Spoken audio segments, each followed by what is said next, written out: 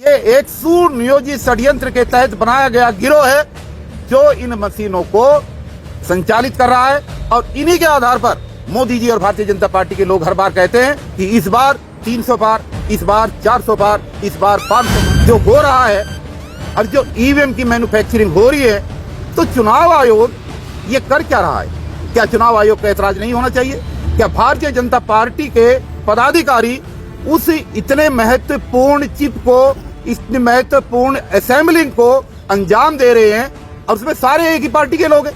तो ये हो क्या रहा है? और ये हम नहीं कह रहे, आप BEL की अगर आप वेबसाइट पे जाएंगे तो ये तमाम नाम फोटो के साथ और इनके तमाम डेजिग्नेशन आपको फोटो के साथ वहां पर मिलेंगे। क्या ये है कि इस आयोग को RSS चला रहा है, इस आयोग को मोदी जी चला रहे हैं, इस आयोग को भारतीय जनता पार्टी संचालित कर रही है? कल ही देखना आप इलेक्शन कमीशन ऑफ इंडिया का घेराव, उसमें हजारों नहीं लाखों की मात्रा में लोग आ रहे हैं और विरोध करेंगे, संवैधानिक तरीके से करेंगे। तक लोकसभा का चुनाव वोट पूरा ना पड़ जाए तब तक जितना भी ये टीवी चैनल है, मुख्य मीडिया जिसको लोग कहते हैं, उस मीडिया को, मुख्य न्यूज चैनल को देखना बिल्कुल बंद कर दो। चुनाव वोट पड़ने तक बिल्कुल मत देखो, क्योंकि ये सब बीजेपी के पदाधिकारी हैं। कचरिया और ये एक बहुत बड़े उद्योगपति हैं। गुजरात के राजकोट के अंदर जो भारतीय जनता पार्टी की यूनिट है, ये भारतीय जनता पार्टी के डिस्ट्रिक्ट प्रेसिडेंट है। तो ये भी अपने आप में एक बहुत बड़ी चौंकाने वाली बात है। तीसरा नाम है डॉक्टर संतोष कुमार, चौथा नाम है प्रफुल्ल कुमार चौधरी, पांचवा नाम है इसमें शिवनाथ यादव। ये शिवनाथ यादव नरेंद्र मोदी जी की कॉन्स्टिट्यूएंसी बनारस के एक बहुत बड़े नजदीकी हैं उनके, और ये उत्तर प्रदेश की जो भाजपा की टीम है, ये वहां से वाइस प्रेसिडेंट है प्रदेश स्तर पर। तो आप समझ सकते हैं कि इस देश के अंदर क्या हो रहा है।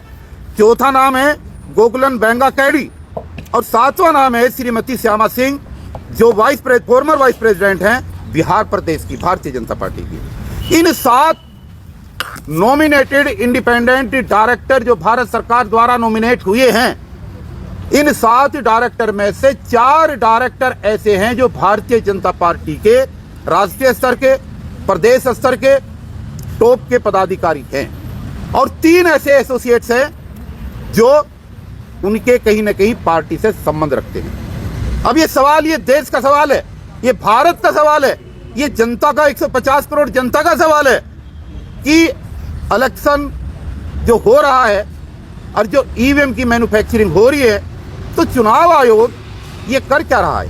क्या चुनाव आयोग का ऐतराज नहीं होना चाहिए? क्या भारतीय जनता पार्टी के पदाधिकारी उस इतने महत्वपूर्ण चिप को, इतने महत्वपूर्ण असेंबलिंग को अंजाम दे रहे हैं और उसमें सारे एक ही पार्टी के लोग हैं?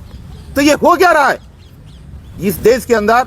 ये जो तथ्य रोजाना नए नए निकल करके आ रहे हैं, और ये हम नहीं कह रहे, आप BEL की अगर आप वेबसाइट पे जाएंगे तो ये तमाम नाम फोटो के साथ और इनके तमाम डेजिग्नेशन आपको फोटो के साथ वहां पर मिलेंगे। तो आज सवाल खड़ा हुआ है कि इतना इंपॉर्टेंट इक्विपमेंट जिसके ऊपर चुनाव आयोग हजारों मशीनें लेकर गांव, मोहल्ले, शहर, कस्बों तक भिजवा रहा है और अपनी सफाई दे रहा है, तो ये चुनाव आयोग आखिर जनता को ये क्यों नहीं बता रहा कि भारतीय जनता पार्टी के 7 डायरेक्टर में से ये जो सारे के सारे भारतीय जनता पार्टी से जुड़े हुए हैं, ये इतने महत्वपूर्ण जॉब में क्यों लगाई गई हैं और इसके पीछे क्या सीक्रेसी है, क्या कारण है, और क्या 150 करोड़ जनता के अंदर इनको और इंजीनियर नहीं मिले? क्या 150 करोड़ जनता के अंदर और टेक्नोक्रेट नहीं मिले? आखिर क्या कारण है कि भारतीय जनता पार्टी के तमाम पदाधिकारी इस पूरे प्रकरण के अंदर इन्होंने जोड़ रखे हैं? तो ये एक ऐसा खुलासा है, जितने अब तक खुलासे हुए हैं, ये डे बाय डे नई नई चीजें निकल करके आ रही है और चुनाव आयोग के ऊपर ये प्रश्न चिन्ह लग रहा है कि आयोग को आप नहीं चला रहे। सच्चाई ये है कि इस आयोग को RSS चला रहा है, इस आयोग को मोदी जी चला रहे हैं, इस आयोग को भारतीय जनता पार्टी संचालित कर रही है। अगर ऐसा नहीं है तो देश को जवाब दिया जाए कि नॉमिनेटेड 7 डायरेक्टर्स के अंदर आखिर सारे के सारे लोग भारतीय जनता पार्टी के क्यों रखे गए हैं? ये अपने आप में एक बहुत बड़ा सवाल है। दोस्तों, इतना ही नहीं, हम एक सीनियर रिटायर्ड IAS अधिकारी ने इसके ऊपर कंप्लेंट भी की है। उनका नाम है EAS शर्मा, लिखित में उन्होंने कंप्लेंट दी है कि ऐसा क्यों हो रहा है, लेकिन उनकी लिखित शिकायत होने के बावजूद भी आज तक चुनाव आयोग ने उनकी कंप्लेंट का कोई जवाब नहीं दिया है। ये एक सुनियोजित षड्यंत्र के तहत बनाया गया गिरोह है जो इन मशीनों को संचालित कर रहा है, और इन्हीं के आधार पर मोदी जी और भारतीय जनता पार्टी के लोग हर बार कहते हैं कि इस बार 300 पार, इस बार 400 पार, इस बार 500 पार। जो ये चल रहा है, ये आर और पार का जो झगड़ा है, ये वहीं पर चल रहा है। हम भी देखना चाहते हैं, हम भी मोदी जी आपको देखना चाहते हैं कि आप जीतें, लेकिन आप जीतें बैलेट पेपर से जीतें। बैलेट पेपर से जीत करके आए, देश आपका स्वागत करेगा। लेकिन अगर ईवीएम से चुनाव होता है तो ये गलत है, ये धांधलेबाजी है, ये देश के साथ धोखा है, ये जनता के साथ धोखा है, और इस धोखे को ईवीएम हटाओ संयुक्त मोर्चा किसी भी सूरत में बर्दाश्त नहीं करेगा। 2024 का चुनाव किसी भी सूरत में ईवीएम से नहीं होगा, बैलेट पेपर से होगा। इसके लिए चाहे कुछ भी करना पड़े और किसी भी हद तक जाना पड़े। इसलिए तमाम देश की सम्मानित जनता से हम हाथ जोड़ करके आग्रह करते हैं कि आप सड़क पर उतरिए। ये 2 महीने का जबरदस्त आंदोलन है, ये आर पार की लड़ाई है, ये आपके बच्चों के भविष्य की लड़ाई है, ये इस देश को बचाने की लड़ाई है, ये संविधान को बचाने की लड़ाई है। अगर इस लड़ाई में हमने चूक कर दी तो शायद आने वाले समय में कोई भी हमें माफ नहीं कर पाएगा। एक चीज और कह करके कि जो हमने मिस कॉल नंबर दिया था 9667722062, जिस पर कॉल आ रही है, अगर आपने मिस कॉल दे दिए तो आप बधाई के पात्र हैं दोस्तों। लेकिन आप अपने घर, अपने ऑफिस के पास, अपने रिश्तेदारों में, अपने बच्चों को, अपने परिवार के मेंबरों को, उनको भी आप प्रेरित करें, उनको भी आप कहें कि जो लोग वंचित रह गए हैं, जिन्होंने अभी उस मिस कॉल पर कॉल नहीं किया है, तमाम साथी पूरे देश में कॉल करें, क्योंकि उसके ऊपर आए गए 6,91,736 इतनी कॉल अब तक हमें पूरे देश के कोने कोने से रिसीव हो चुकी है। एक प्रेस कॉन्फ्रेंस की थी सुप्रीम कोर्ट के अंदर, और उस प्रेस कॉन्फ्रेंस में उन्होंने कहा था कि देश में प्रजातंत्र खतरे में है, हम जनता की अदालत में आए हैं। यानी पूरे देश की जनता जिस सुप्रीम कोर्ट में, जिस अदालत में जाती है, उस सुप्रीम कोर्ट के 4 वरिष्ठतम जजेस प्रेस कॉन्फ्रेंस करके सुप्रीम कोर्ट के अंदर कहते हैं हम जनता की अदालत में आए हैं कि जनता देश के लोकतंत्र को बचाए। और अनफॉर्चुनेटली उनमें आप एक चीज़ देखोगे, जो सुप्रीम कोर्ट के चीफ जस्टिस रहे या जो सुप्रीम कोर्ट के वरिष्ठ जजेस रहे, रिटायर होते ही वो लोग राज्यसभा सांसद बनने के लिए, ह्यूमन राइट्स कमीशन का चेयरमैन बनने के लिए, या इधर उधर का कहीं चेयरमैन बनने के लिए अगर वो लोग अपने जजमेंट के अंदर जुडिशियस माइंड अप्लाई करने की बजाय अगर वो लोगों की भावनाओं को ध्यान में रख के डिसीजन दे सकते हैं, इसका मतलब ये है कि अगर सुप्रीम कोर्ट के जज भी अपने निर्णयों में जुडिशियस जजमेंट देने की बजाय प्रभावित होकर जजमेंट दे सकते हैं, तो फिर इस इलेक्शन कमीशन ऑफ इंडिया के द्वारा जिस BEL से जो मशीनें बनवाई जा रही हैं, उसमें जो डायरेक्टर्स बनाए जा रहे हैं बीजेपी के पदाधिकारी, तो अगर सुप्रीम कोर्ट के जजेस से भरोसा उनसे उठ जाता है, वो लोग न्याय नहीं कर पा रहे, तो फिर हम लोग ये कैसे मान लें कि उस BEL जो इस मशीन को असेंबल करके सारी प्रोग्रामिंग जो लोग कर रहे हैं, वो लोग जो उस बीजेपी के पदाधिकारी हैं, वो लोग वहाँ गड़बड़ी नहीं कर रहे होंगे।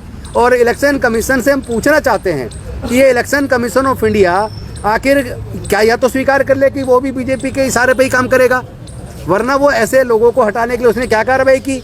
तो शर्मा जी ने उनको चिट्ठी लिखी, उस चिट्ठी के लिखने के कई महीने के बाद वो कोई जवाब ही नहीं दे रहा इलेक्शन कमीशन। इसका मतलब election commission of India part and parcel बन गया है बीजेपी जी का, मोदी जी का। हमारा सीधा सीधा कहना है, अभी हम लोग राजकोट के अंदर थे, 29 तारीख को बड़ा प्रोग्राम था, हज़ारों की मात्रा में लोग आए, और वहाँ पे डॉक्टर बाबा साहब अम्बेडकर जी के पौत्र भीमराव यशवंतराव अम्बेडकर जी ने और हमने पूरे मंच के माध्यम से ईवीएम का पूरा खुलासा किया, और पूरी जनता ने वहाँ हमें बड़ा समर्थन दिया है। उसके बाद अहमदाबाद में हमने मीटिंग करके आया, यानी पूरे गुजरात के अंदर भी, मैं पूरे देश में देख रहा हूँ, पूरे देश के अंदर लोग अब सड़कों पे उतरने वाले हैं। पहले तो कल ही देखना आप इलेक्शन कमीशन ऑफ इंडिया का घेराव, उसमें हज़ारों नहीं लाखों की मात्रा में लोग आ रहे हैं और विरोध करेंगे, संवैधानिक तरीके से करेंगे। और मैं लास्ट में मैं आपके माध्यम से बस एक निवेदन करूँगा देश के लोगों से, ये निवेदन आपके माध्यम से पूरे देश के लोगों से मैं करना चाहूँगा, जब तक चुनाव आयोग, इलेक्शन कमीशन ये तय ना कर दे कि हम इस बैलेट पेपर से वापस चुनाव कराएंगे, ईवीएम को हटाएंगे, तब तक इस मुहिम को बढ़ाने में सब लोग पूरे देश में इस मुहिम को बढ़ाने में अपना सहयोग करें।